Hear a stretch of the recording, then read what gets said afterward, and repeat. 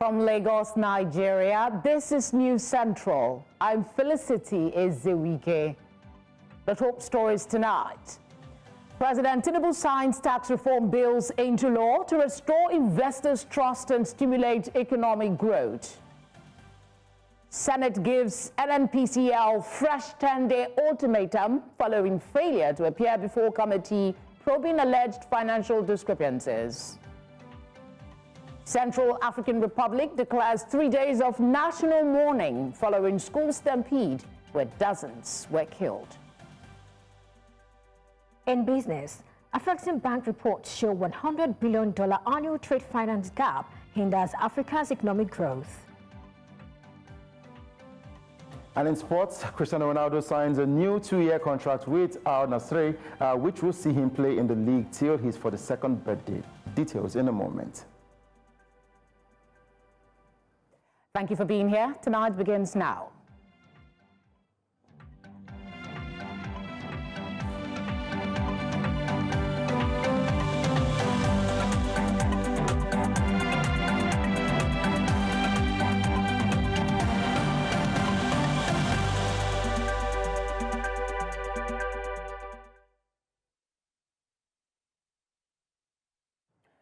Tonight begins from the Federal Capital Territory, Abuja, where President Bola Tinubu has signed 4 tax reform bills into law, a move aimed at providing relief to low-income earners, small businesses and families.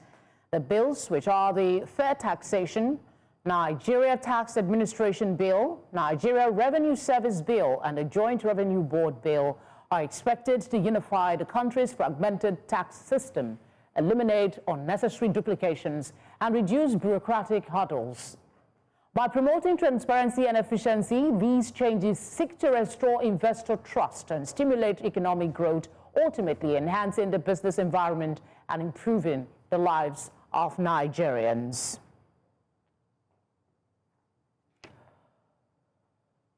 Uzochukwu Obionu is partner at Tax Regulatory and People Services, while Babatunde Olaniyi is Associate Director at Tax PwC Nigeria. They both join me for a robust conversation on the tax reforms as assented to by the President. Thank you, gentlemen, for being here. The tax reform bill has, there's been a lot of talk about it. They are not in force until 7 months. What's that moratorium for? Yeah, thank you for. Can you hear me? Just confirm. Okay. Yes, I can. Go ahead. Yeah, thank you very much for having me today on the show.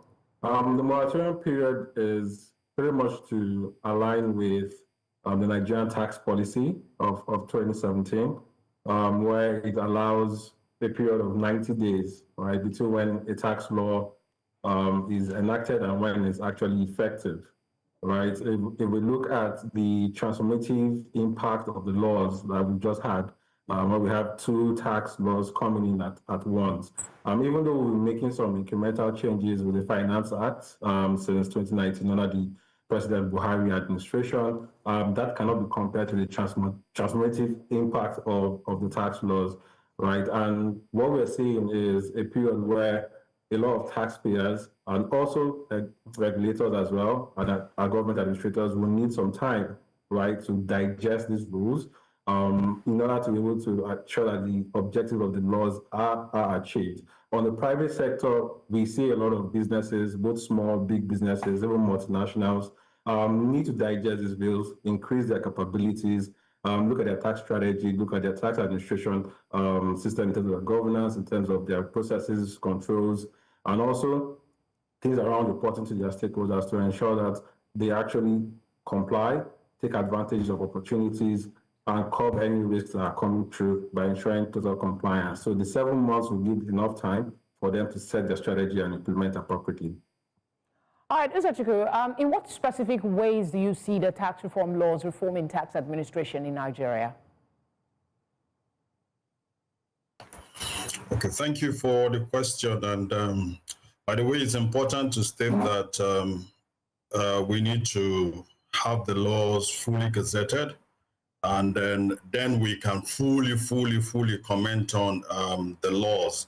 But commenting on what is being made public and the snippets of the law that we have seen here and there, I'd like to start by saying that one thing that the law clearly does is to, in a sense, bring together a number of moribund laws, and consolidate them into one. So now we have just one law that accounts for all the pieces of legislation scattered everywhere. So if you're looking to do business in Nigeria, you can have one reference point. The law also reduces the number of taxes. We've often complained about the multiplicity of taxes and how inimical that has been to businesses, both within and for foreign investors. The law has done a good job of consolidating the tax laws such that we have a single digit number right now, unlike what we've always had. The law also, in a sense, tries to address the issue of overtaxing a certain category of vulnerable individuals and companies who are just, starting off and trying to find their footing in the business world. So there is some level of protection for such companies such that they do not get to begin to pay taxes until they have crossed certain thresholds. Also, invoices that they raise will not attract withholding taxes until they are of age, essentially. So there is that protection. There is that also looking to do away with moribund provisions of the law and simplifying the law in such a way that it's easy to understand and it's also easy for taxpayers to comply with the provisions of the law. So there are other aspects of the law, bringing in the digital currency into taxation, trying to address issues that border on base erosion and profit shifting. In a sense, it tries to modernize the Nigerian tax law, and we must give credit both to the committee and also to the president for ensuring that this has seen the light of day. As we continue to implement and we notice and observe unintended consequences, those consequences can subsequently be resolved. But the bold step in getting this out, it's very commendable. And like I said, there are a number of areas that it has really, taken the reform agenda into. So we see certainly that there are reforms in critical areas.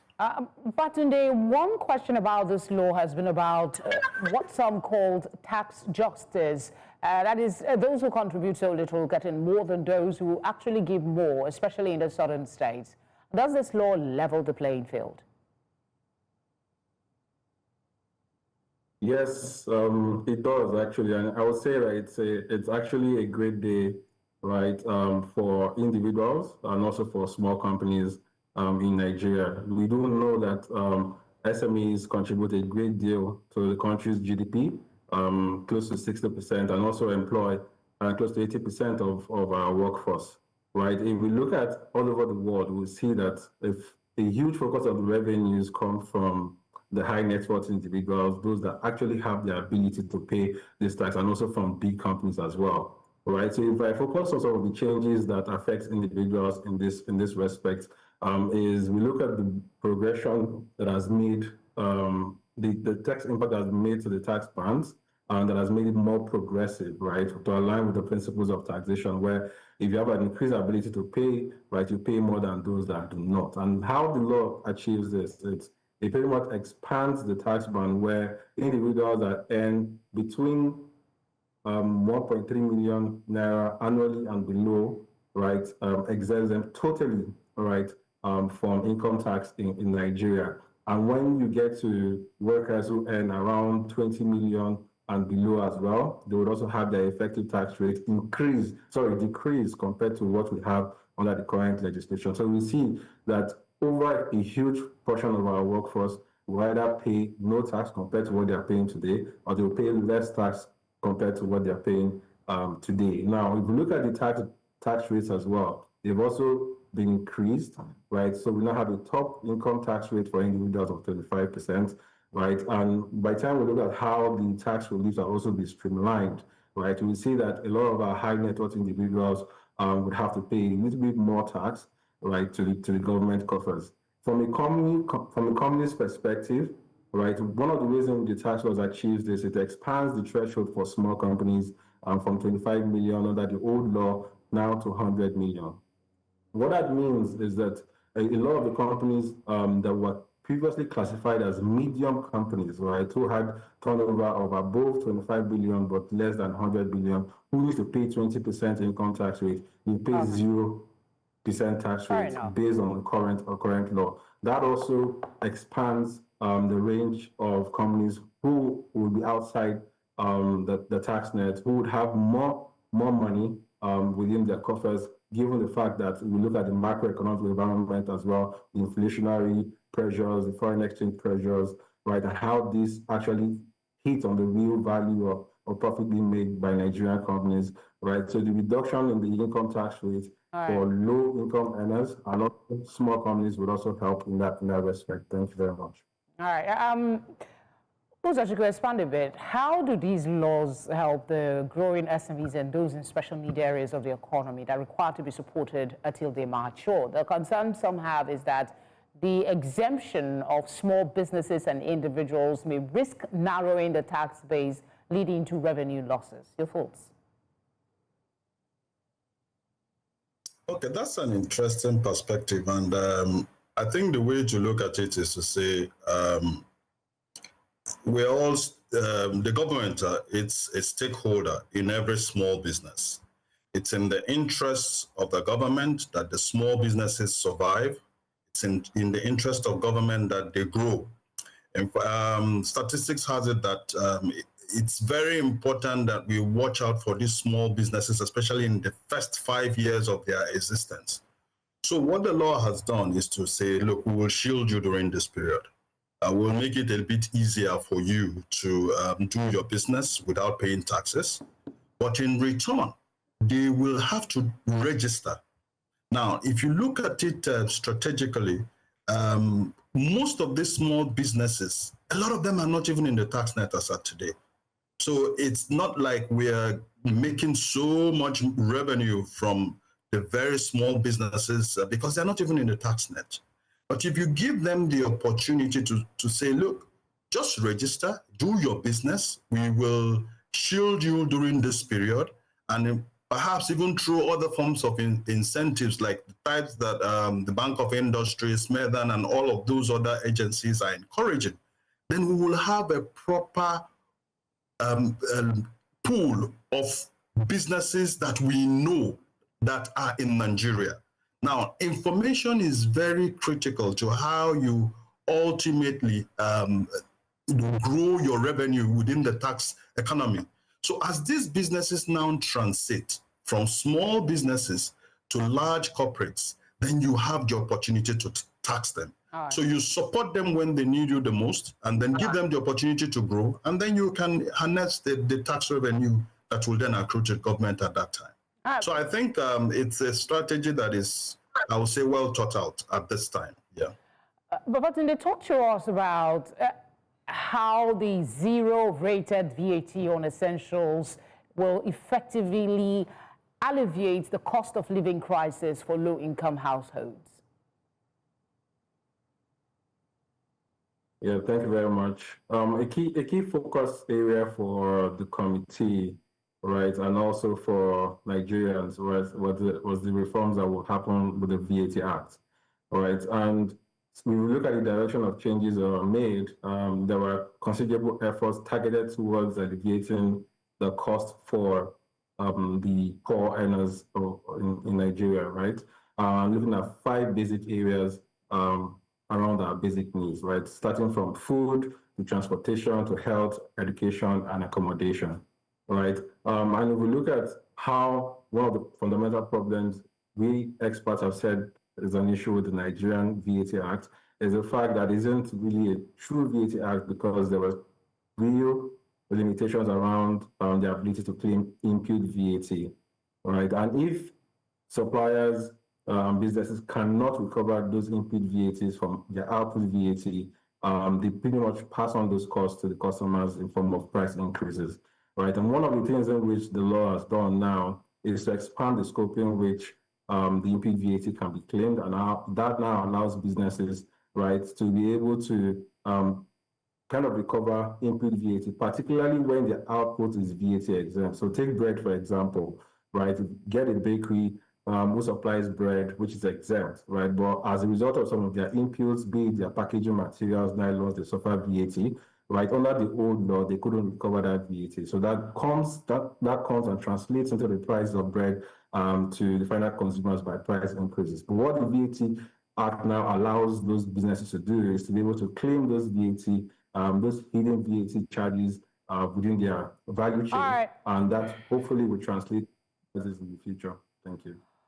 Uzochukwu Obienu and Babatunde Olaniyi, thank you for giving us your time tonight. Thank you for having me. You're most welcome. Thank you. Taiwo Oyedele is Chairman, Presidential Committee on Fiscal Policy and Tax Reforms. He speaks on the assent of the bill by the President. These reforms are not about raising more taxes. I think people get it wrong. A lot of people, including analysts and commentators, will say, oh, where are they going to get the more taxes from? Nigerians are poor. This is exactly trying to relieve people of the burden of taxes. These tax laws, they are now laws, are pro-poor in particular. More than 1/3 of workers in both the private and public sector will now be exempted completely from PAYE. They will not have to pay personal income tax. Small businesses, over 90% of small and micro nano businesses will no longer have to worry about paying corporate income tax or charging VAT or even deducting withholding tax or paying PAYE for their employees. What this means is that there will be more money in the hands of the ordinary Nigerian to take care of their daily needs. Coming up tonight, News Central launches special live edition of Advocacy Show, A Place at the Table. We'll bring you details of this and more when we return.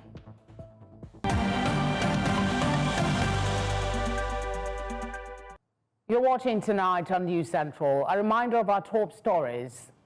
President Tinubu signs tax reform bills into law to restore investors' trust and stimulate economic growth. Senate gives NPCL fresh 10-day ultimatum following failure to appear before committee probing alleged financial discrepancies. And Central African Republic declares 3 days of mourning, of national mourning, following school stampede where dozens were killed. The Senate has again issued a 10-day ultimatum to the Nigerian National Petroleum Company Limited, NNPCL, to respond to 11 critical financial queries related to discrepancies in its audited financial statements. It warns that failure to comply this time could attract serious constitutional consequences. The Committee on Public Accounts, Senator Aliyu Wadada, SDP, Nasarawa West, at a resumed hearing yesterday, however, rejected a written request from the NNPCL seeking a 2-month extension to compile responses and documents. The committee had last week expressed outrage over what it described as mind-boggling and unacceptable financial irregularities uncovered in the NNPC's books, including over 200 trillion naira in unexplained receivables and undocumented legal and audit fees spanning the years 2017 to 2023. Now, let's tell you, it was a powerful afternoon of truth-telling, tough questions, and timely reflections on the special live edition of A Place at the Table, News Central's TV weekly advocacy show that brings critical voices to real issues facing Nigerians today. For 2 hours, the panelists dissected urgent national concerns in a bold, unfiltered conversation. News Central's Igbalani Omoni has more. Your moderator. Moderated by Benga Aborowa, the special broadcast featured influential voices from across sectors, from celebrated actress Kate Enshaw to fairy activist Aisha Yusufu, social analyst Yinka Ogunobi, entrepreneur Bright Jaja, and journalist Elsie Godwin. Get where you're coming from. I'm saying the first segment focused on how Nigerians can only survive but thrive amid economic hardship, insecurity, and political instability in 2025. Each panelist offered unique insights, practical strategies, and personal reflections on resilience, growth, and the power of community. It's important for you to be very, very intentional with your life. I you use wake up that in the word, morning, yeah. you, every single hour, what I do is every single hour of my day, I have what I call the personal operating system. everything, like you said, prioritize self-care.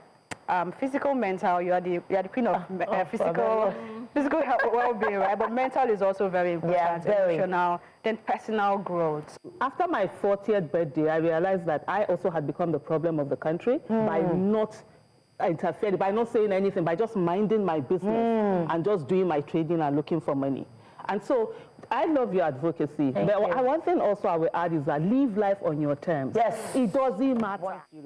But the tone shifted in the second segment when the conversation turned to Black Friday in Benue, a tragic incident that left over 150 massacred. It's not even cockroaches, it's lives. People who are living and breathing. But I would tell you this for sure. There's a sinister thing going on that I can't really pinpoint, but this is not ordinary. Yesterday's victims were once survivors. Today's victims were yesterday's survivors, and tomorrow's victims would be today's survivors. The question I always ask, who is next? It gets to the point where you begin to ask, like Aisha said, is there something bigger to this? Is there an agenda? If we say that ranching is the solution, the governors can do it. It's a question of today. But the people with the cattle, they are making money, are they not? Raya is of the famous... Adding depth to the conversation were strong interventions from the studio audience, all of whom underscored the urgency for national reform and people-driven change. I have come to the conclusion that only a revolution can change Nigeria. I don't think electoral participation is sufficient. And the other point is, what is the price that we are willing to pay to change the system? Whether it's by design and the people that are also keeping the system the way it is, the consequence will come to a singularity. If you're sending your kids abroad because you don't want to fix the public education system, they'll come back and they'll face the consequence of it. The opposite of value is poverty. Absolutely. So when you don't give any value, you're stealing billions, you're giving back poverty. Yeah. And it is so much in the system, nobody is checking it. We need to talk about the fact that they are pardoning the people that are hurting us instead of taking care of us and the people that were hurt.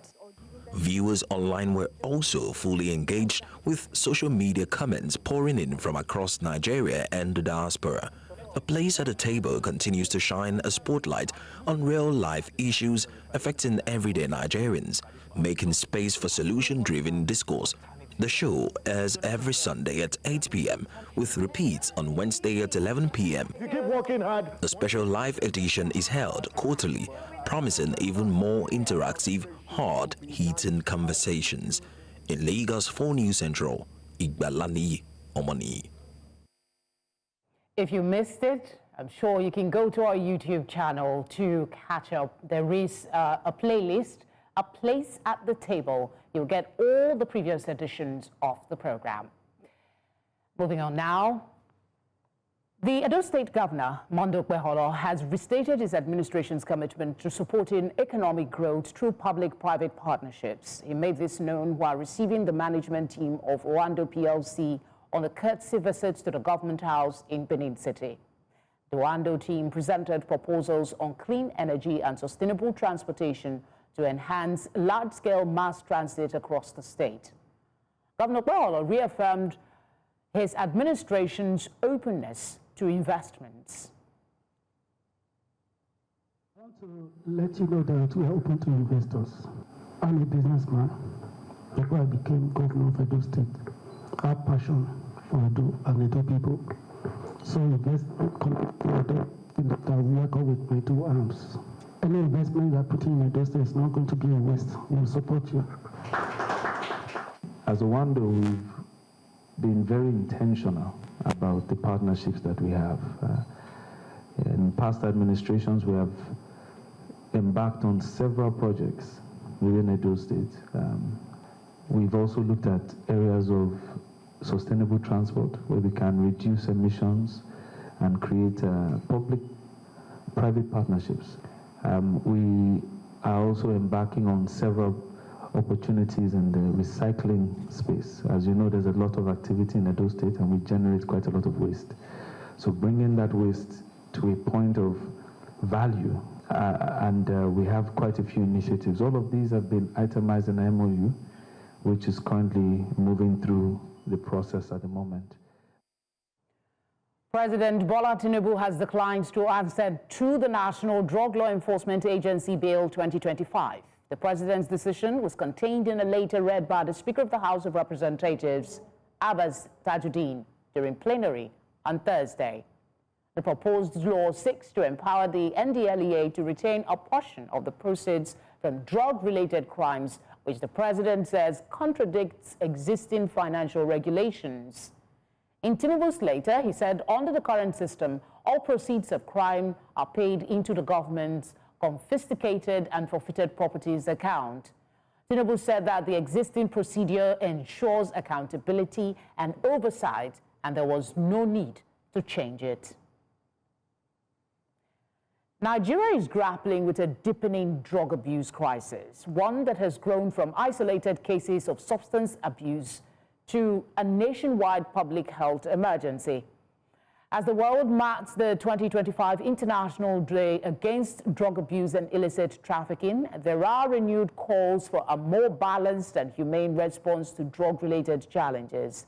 News Central's Ameze Bazuaye has more.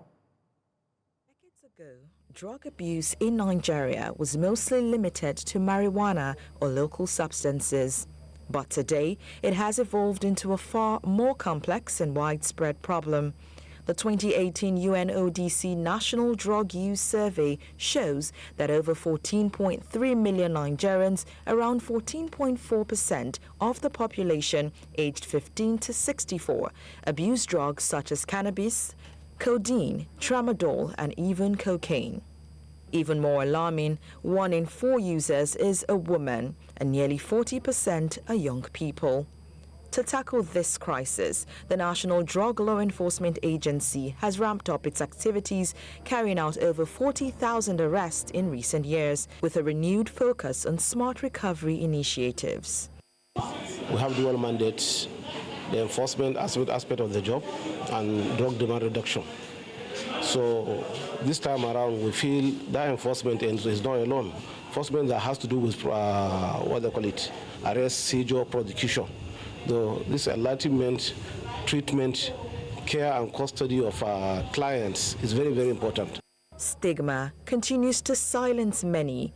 Fear, shame, and discrimination often keep users from seeking the help they desperately need. There were times that when I'm in the room with drugs, and I think about my life and I'm like sobbing, like, what are you doing? Why don't you quit this thing? I'll take the drugs, dump it in the trash can, and then I keep crying. But by the time I'm done with crying, maybe 10, 15 minutes later, I'll go back to the trash can, pick the drugs up, and start all over again. Experts insist that drug addiction must be treated not just as a crime, but as a public health issue, one requiring empathy, care, and structured support. Stakeholders are urging government and civil society to expand school-based drug education and to establish community-level awareness campaigns and support centers across the country. Addiction is a mental condition that is chronic, but that can be managed. But basically with compassion, with love, and not sympathy, but empathy. They need help. That's what they're saying to us. And it's not something that we should stigmatize by thinking it's something criminal or something terrible. This year's theme, Health for Justice, Justice for Health, emphasizes a balanced approach that sees drug abuse not just as a criminal offense, but as a health and societal issue that requires a coordinated response, especially through compassion, education, accessible care, and reintegration. In Lagos, for News Central, Ameze Bazwayi. Also, the National Drug Law Enforcement Agency has called on the public and state governments to collaborate in efforts aimed at substance abuse prevention and treatment. This was as the NDLEA marked the International Day Against Drug Abuse and Illicit Trafficking in Abuja following a week-long awareness campaign and a grand finale at the State House Conference Center. My colleague Bettina Uweli reports. Of a week full of activities to commemorate the International Day Against Drug Abuse and Illicit Drug Trafficking with the theme, The Evidence is Clear, Invest in Prevention. Drug dependence is not a moral failing, as we wrongly believed in the past. In Nigeria, we are working to expand treatment centers, train health professionals, and integrate drug rehabilitation into our broader public health system through our drug control master plan. We are committed to working hand in hand with all nations to end this menace and tame the illicit trafficking of substances. Together, we can dismantle the systems that sustain this crisis. To support the recovery and integration of drug users, we have 11 federal tertiary health institutions that provide treatment and rehabilitation services alongside the 30 NDLEA counseling centers. While over 2,500 persons have accessed treatment since 2015, we know it's a small figure, but efforts are ongoing to reduce the access barriers. The chairman of the National Drug Law Enforcement Agency, Buba Marwa, informed those present at this event that drug control is a shared responsibility. Marwa urged public and subnational governments to partner and lead efforts aimed at prevention and treatment. And we must remember the nexus between drug use and criminalities. Terrorism, insurgency, kidnapping. Over 90% of perpetrators of these criminalities use drugs before carrying out their nefarious activities. We have seen a steady rise in the number of people using drugs globally, which, according to the 2024 World Drug Report, has increased to over 219 million, a 20% rise over the past decade. The costly consequences of drug abuse in terms of death and the toll on individual and public health are staggering. We are seeing rising rates of substance use across Nigeria and Africa, particularly among adolescents and young adults. There is a projected estimated of a 40% increase in the number of people reporting drug use by 2030. One major highlight of the day's event was the presentation of cash prizes to winners of the NDLEA annual essay competition. The NDLEA once again renewed its call to action on the war against illicit drugs, saying that it starts with awareness, which is further sustained by community, collaboration, and action. In Abuja, for News Central, I am Bettina Nwili. Let's move on now to... All right. The government-sponsored vigilantes in northwest Nigeria killed more than 100 bandits in a gun battle earlier this week. This is according to Ahmad Manga, security advisor to the Zamfara State Governor. He said members of Zamfara Civilian Protection Guard, CPG, a state-backed militia, stormed the stronghold of Belotoji, a notorious bandit caping, and engaged his fighters in an hours-long gun battle. The attack was led by Bashari Mania, a former bandit who is now assisting the government. Manga said the attack was aimed at getting Turji dead or alive. The Zamfara Civilian Protection Guards are supported by militia members invited by the state government from northeastern Borno State. However, reports that they were also assisted by the DSS remains unconfirmed.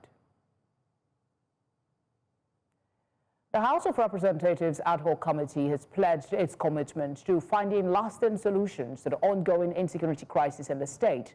Chairman of the committee, Ahmed Wahid, gave the assurance in Abuja during the committee's inauguration. Wahid said the body, which is mandated to convene a special security conference on the security challenges in Plateau State and beyond, will engage with stakeholders, including community leaders and security experts, to bring an end to the crisis. We must remember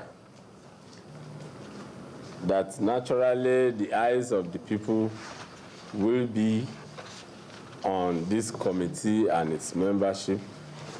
This task is not about politics, it's about the people, it's about communities, about peace, and about betterment in the general lives of our people in Nigeria in general.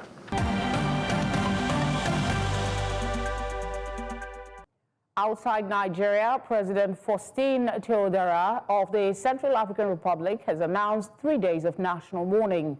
This comes after the death of at least 29 high school students in a stampede caused by the explosion of an electrical transformer on Wednesday. Just over 5,300 pupils were sitting the second day of the exams at the time of the explosion early Wednesday afternoon in Bangui, the capital of the deeply poor nation. Une très grande consternation et une vive émotion que j'ai appris la nouvelle du drame qui s'est produit ce jour 25 juin 2025 au lycée Barthélemy Boganda de Bangui, entraînant de nombreux décès et blessés parmi nos candidats au baccalauréat, session de juin 2025, suite à une bousculade. Supreme Leader Ayatollah Ali Khamenei has threatened to carry out more strikes at U.S. bases in the region if Iran came under another attack by the United States. In a statement and a televised speech carried by state media, he hailed his country's victory over Israel and vowed never to surrender to the United States, while claiming that Washington had been dealt a slap after striking Iranian nuclear sites. Khamenei's remarks come 2 days after a ceasefire ended a 12-day war between Iran and Israel, the foe's deadliest and most destructive confrontation in history. It also follows a stinging row in the United States over the actual extent of the damage inflicted by American strikes on key Iranian nuclear sites during the conflict. Both Iran and Israel had already claimed they won, with Israeli Prime Minister Benjamin Netanyahu hailing on Tuesday a historic victory for Israel. We'll bring you Money Talks, sports and entertainment after the break. Perpetua is here now for some business update. What are we looking at, Perpetua? Well, it's running tax laws in Africa. You have Nigeria signing the tax reform bills into law, which you've talked about. And apart from that, we also have Kenya signing the Finance Act into law. And we also have the story coming from Afrexim Bank talking about finance gap in Africa. All of this and more after this timeout.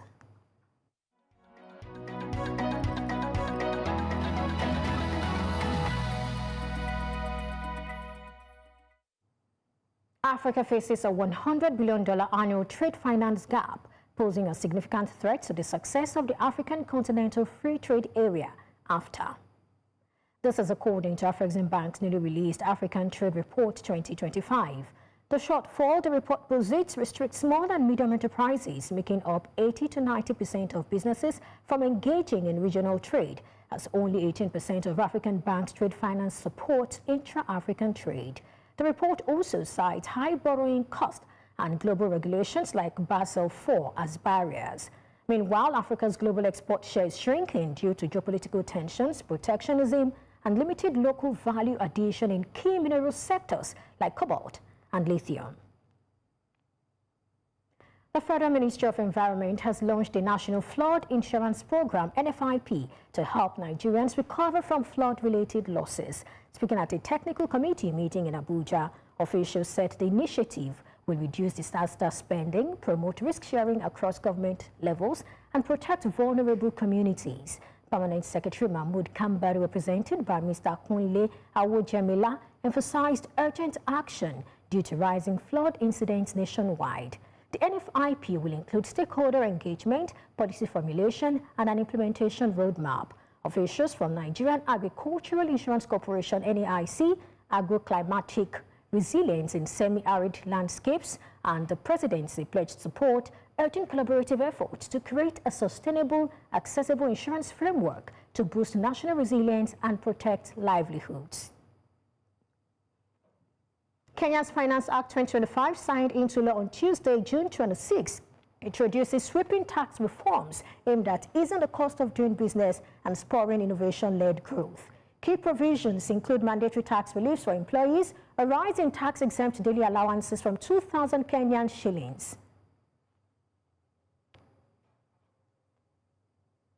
And now to the stock market. Looking at the stock market for today, the equities market dipped today for the first time this week, eroding some of its year-to-date gains. Profit-taking and sell-offs in stocks like Narco, Cadbury, and Boa Food drove the decline, as buying interest in Unilever, Transcorp Hotel, and Boa Cement was insufficient to overturn the overall sentiment. And now let's take a look at the snapshot. Looking at the snapshot, we can see the market is down 40 basis points, and from the high of 121,000, which of course the all-share index reached on Wednesday, it's back to 120, which it never really crossed. You know, it just moved from 119 to 121. Now it's back to the 120,000 levels. Market capitalization from 76.76 trillion naira on Wednesday, it's back to 76.45 trillion naira. And now to sector performance. Performance was largely negative on the sectoral front, as 3 out of 5 sectors under our coverage closed in the red.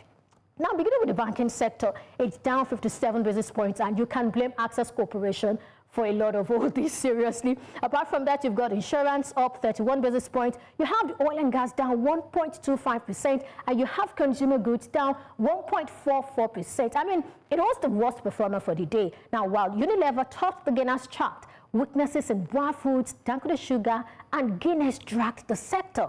That's why it's down 144 basis points, and you've got industrial goods up 2.11%. And let's also tell you that official forex rate depreciated by 6 basis points to 1,549 naira per dollar. And that's a wrap on Business Tonight. I am Perpetua Fasomepita. Tonight continues.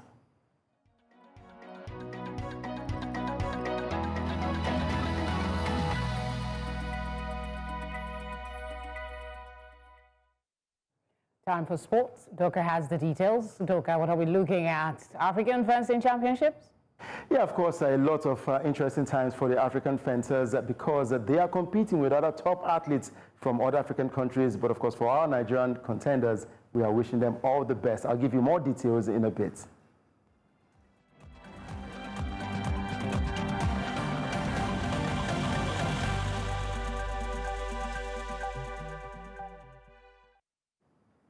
Nigeria's Oluwafolayemi Akinyosoye delivered a standout performance at the 23rd African Fencing Championships, upsetting top seed and Olympic silver medalist Fares Fajani of Tunisia 5-4 in the men's sabre preliminaries. Now, the 20-year-old, who recently switched allegiance from England, advanced to the quarterfinals after defeating Algeria's Lotfi Ibrahim, but was later stopped by Tunisia's Ahmed Fajani. His run drew praise and signaled a bright future for Nigeria. And fellow Nigerian Nkosi Brew narrowly missed the podium after a round of 16 loss to Niger's Ivan Gerot. In the women's AP, there was Nigeria's Sarah Edongesit and Adebodunri, who reached the knockout stage before falling to North African opponents. The championships continue with more individual events on Friday, the 27th of June.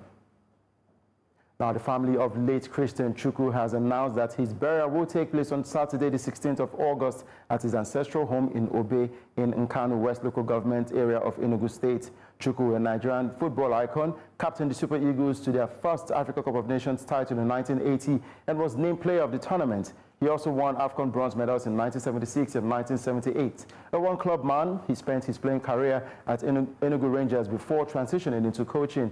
Chukwu later managed the Nigerian national team and the Kenyan national team, the Harambee Stars. Now in basketball, despite the cancellation of their planned training camp in the United States due to visa issues, the Senegal women's basketball team is continuing their training for the AfroBasket tournament slated for July by training in Dakar. The team was forced to change plans after 12 players and staff were denied U.S. visas, highlighting the heightened frustrations for many attempting to enter America under tightened border controls. The basketball team's moment in the diplomatic spotlight comes as President Donald Trump's administration cracks down on immigration and U.S. entry, with deportations and visa bans making frequent headlines. Now, the highly successful Lionesses have finished first or second in 8 of the last 10 AfroBaskets, which are held every 2 years. On devait aller aux États-Unis d'Amérique et ça n'a pas marché. On est là aujourd'hui et il faudrait faire avec. On ne peut pas vraiment lamenter sur notre sort en disant que vraiment on n'est pas là-bas, on ne se prépare pas, non. Avant d'aller à Kigali en 2023, on s'est préparé ici au Sénégal, on a joué la finale, on a eu donc la médaille d'argent. Donc aujourd'hui, il n'y a pas de raison de s'inquiéter, on va se préparer ici au Sénégal et c'est donc d'accrocher donc le Graal, comment dire. And in football, Cristiano Ronaldo has signed a 2-year extension with Saudi Arabia's Al Nassr following months of speculation over which team he would sign for next season. Minutes before the official confirmation, the team posted a teaser video with the 40-year-old Ronaldo walking along a beachfront and saying, "Al Nassr forever." Last month, Ronaldo posted, "This chapter is over," hours after the Saudi Pro League wrapped up with Al Nassr finishing third and trophyless once again. The Portuguese superstar arrived in 2023 in the kingdom to play with the club, heralding a rush of players in the latter stages of their careers to the oil-rich country. And that's a wrap on Sport Update. I am Udoka Njoku.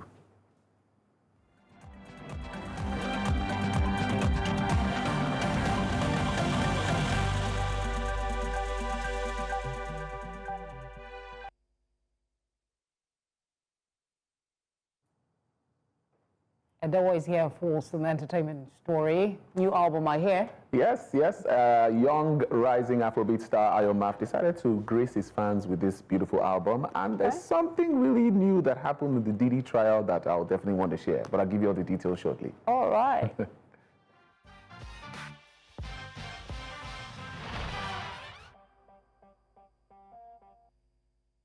And on entertainment tonight, Ayo Maf has unveiled his highly anticipated debut album, Prince of the Streets, featuring an impressive lineup of collaborators like Sheyi Vibes, Benson, and Chike. The project captures the rising star's unique sound and storytelling, cementing his place as one of Nigeria's, exciting new talents. Packed with energetic beats, raw emotions, and captivating flows, the album showcases Ayo Maf's evolution from humble beginnings to a bold, ambitious future. With its mix of street vibes and Afrobeat flair, Prince of the Streets is a strong statement of intent from an artist poised to dominate Nigeria's music scene. Yes, and fans are already talking about it, and it's really making waves right now. Now let's talk about some very controversial thing that's going on. The federal prosecutors, the prosecutors have tightened their case against Sean Diddy Combs, dropping claims of arson and kidnapping just before closing arguments in the sex trafficking trial. Yes, quite shocking. The music mogul still faces 5 federal charges, including racketeering, conspiracy, and sex trafficking, and has pleaded not guilty in a court letter. Now, in the court letter, the prosecutors announced that they focus solely on forced labor and sex trafficking, leaving out the dropped claims after Diddy's lawyer, Alexandra Shapiro, argued there was no evidence to link him in incidents like 2012 arson attack or an employee alleged abduction.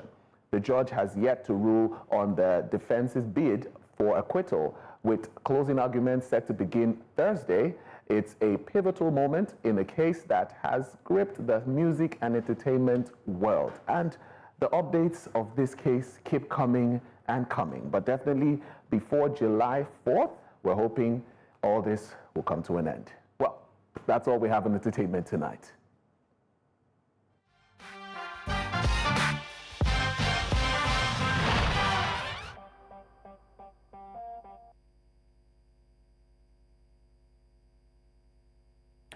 That's all the news we have for you tonight. But before we go, a quick reminder of our top stories. President Tinubu has signed tax reform bills into law to restore investors' trust and stimulate economic growth. Senate gives NPCL fresh 10-day ultimatum following failure to appear before committee probing its alleged financial discrepancies. And from the Central African Republic, we understand there is a 3-day national mourning following school stampede where dozens were killed.